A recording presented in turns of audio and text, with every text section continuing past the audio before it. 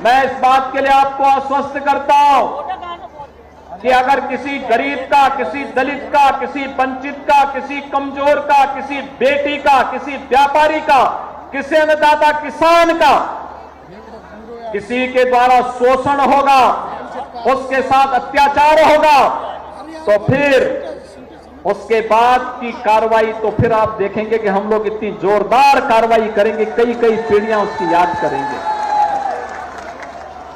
और इसलिए बहनों और भाइयों, आप सबका मैं आह्वान करने के लिए आया हूं। जिस समाजवादी पार्टी ने पहचान का संकट आपको दिया था, जिस समाजवादी पार्टी के द्वारा पूरे प्रदेश में अराजकता का माहौल पैदा करने का प्रयास हुआ था, बहनों और भाइयों, उसकी गुंडागिर्दी की हरकतों से आप सावधान होइए। आज इनके पास कोई मुद्दा नहीं बचा है, अब केवल एक मुद्दा इनके पास बचा है, और जिसको ये पहले भी करते थे, वो करते थे जातीय संघर्षों की स्थिति पैदा करना, आपस में लड़ाने की कुत्सित चेष्टा करना। इनकी इस मंशा को सफल मत होने दीजिए। मैं बार बार कहता हूं कि बटेंगे तो एक रहेंगे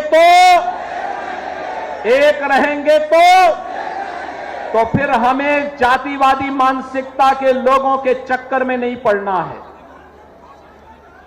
अन्यायी अत्याचारी के खिलाफ डट करके लड़ने के लिए तैयार होना है।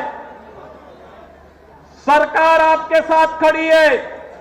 विकास के लिए कोई योजना आती है, विकास का पैसा 100% विकास के कार्य में खर्च हो, यह हम सब का एक संकल्प होना चाहिए, और यही सो संकल्प है जो हमें विकसित भारत की ओर लेकर के जाएगा।